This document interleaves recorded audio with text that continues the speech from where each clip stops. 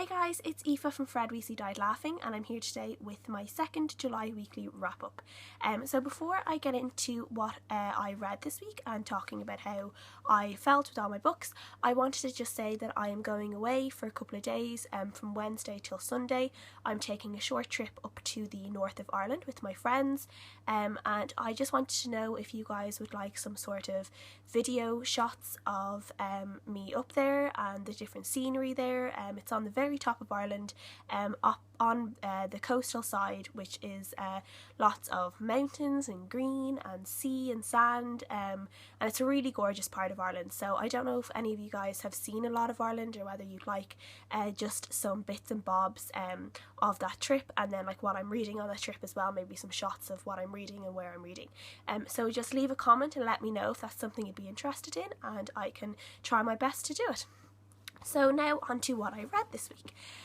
Overall, I had a pretty bad reading week. The start of the week was just really bad from what I was reading, and it just kind of got me into a bit of a ugh kind of mood, which is also really annoying. I hate when that happens, when you just read crappy books and they put you in a crappy mood, and yeah. So the first book that I read was The Legend of the Blue Eyes by B. Kristen McMichael.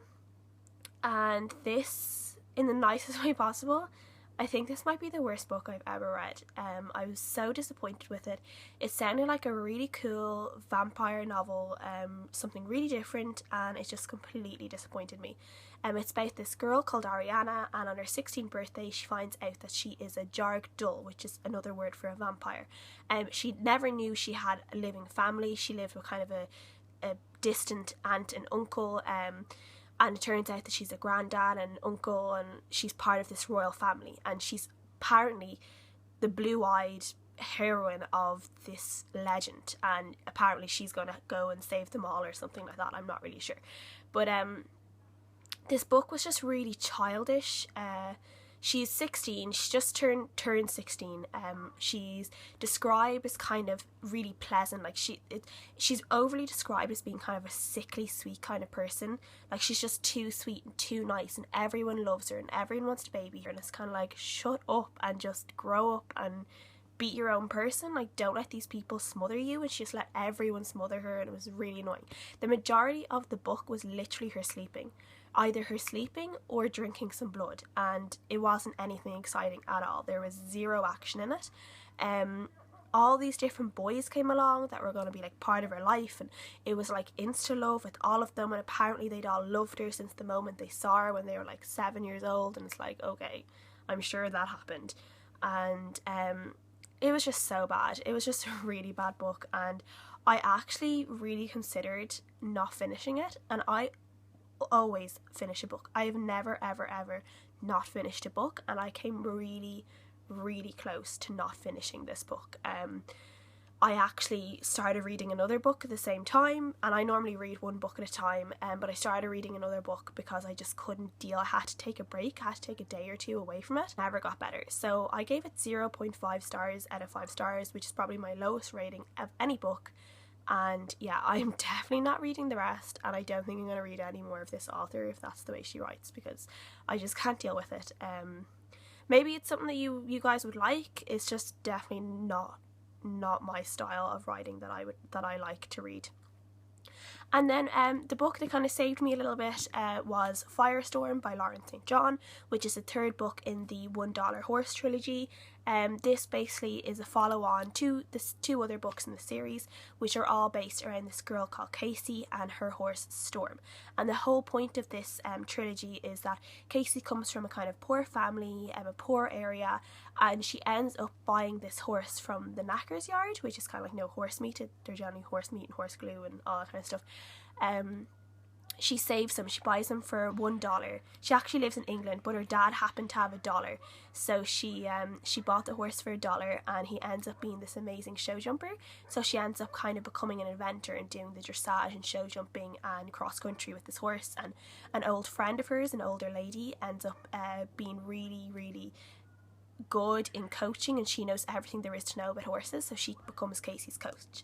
And that's what the 3 books are about, and this is just the last book in the trilogy, kind of just yet another kind of show that they're aiming to to ride in, and in this one Casey has kind of different challenges in that she's riding a couple of different horses. She's not just riding Storm. There's a couple of cats fighting outside on my road, so I don't know if you guys will be able to hear that or not, but it's really distracting. So yeah, she's riding different horses. She's not riding Storm, so she's having those kind of challenges. She's having challenges with her coach where they're butting heads a bit. Casey's getting bigger in the riding circle, so her head's getting a little bit inflated and she won't listen to her coach, and you know, she's having problems with her boyfriend and all this kind of stuff. So it's just her dealing with everything that's happening to her. And yeah, I did enjoy it. I thought the ending, I can't really tell what happened to the end because it'll be a big spoiler for anyone who does read it. The ending was a little bit disappointing. I kind of was reading it and I turned the page and I was like, what, that's it? Like, that's where it ends? I thought there would be a little bit more in the next page and there wasn't. So I gave it, I gave maybe like a 3.25 stars, I guess. But overall it was good. I always enjoy these books by Lauren St. John. She has another one about a horse, I think, called The Glory, that came out this year, so I'm going to try and find that in the library as well and read it, because she does write good horsey novels, which I love. And then the next one I read after that is The Scent of Lemon Leaves by Clara Sanchez. And this is another one that really disappointed me. This is about a girl who befriends this old couple and they kind of become the grandparents she never had, and then she meets this other man called Julian, and he is an ex-concentration camp prisoner. And it turns out that the two people that she's become friends with used to be Nazis, and they used to be these officers in these concentration camps. And Julian is trying to kind of not get his revenge, but he's trying to bring them down, kind of. It's not really clear what he's trying to do. I think this had a really good concept. I also think this was originally written in Spanish and it was translated to English, so it didn't quite translate over to English as well. Some different bits of it didn't. Yeah, it didn't really work. It kind of was going around in circles. It wasn't really going anywhere. Nothing happened really. It was just really strange. And then Clara's kind of relationship with the Norwegian couple was kind of like this.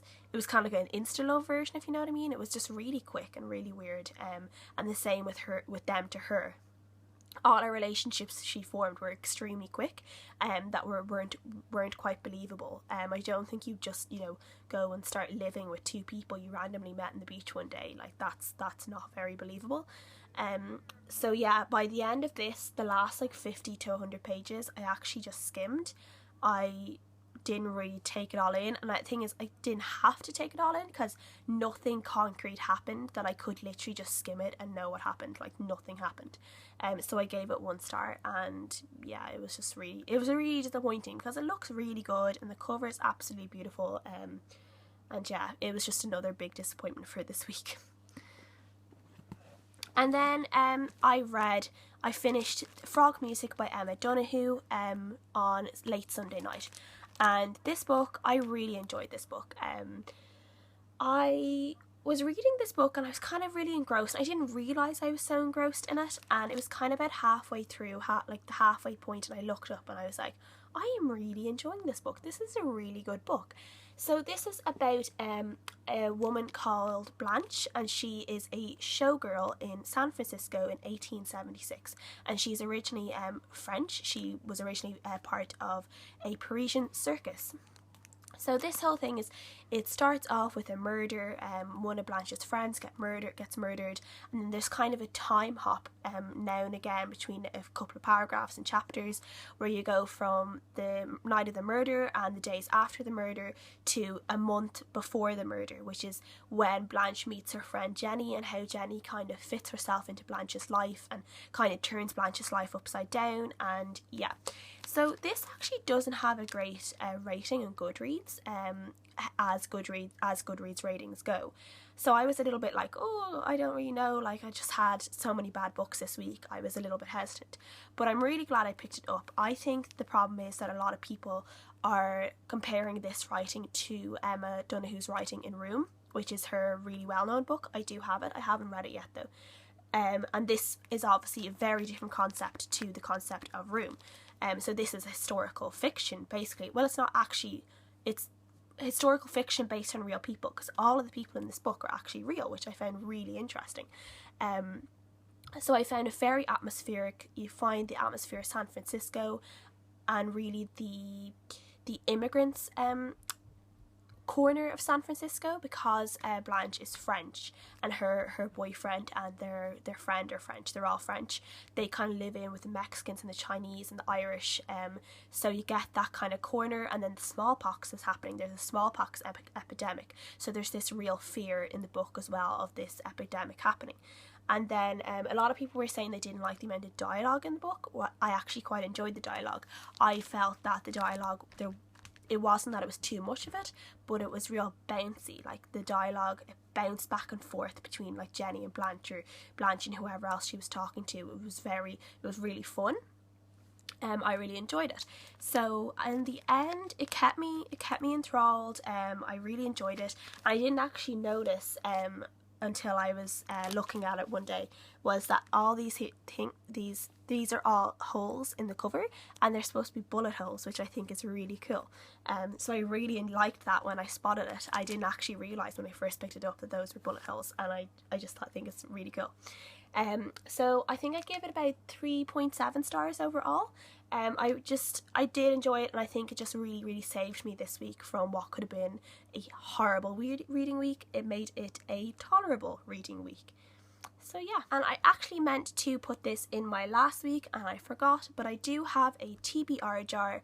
It's not decorated or anything, it just used to hold jam and now it holds my TBRs. So I haven't actually taken anything out of this since I created it, and I guess I should now. So here we go, and I will see what I can read. Let's see. Oh, Magonia. I clearly can't read my own writing. So I'm going to read Magonia at some point this month. I don't know when I'll get to it.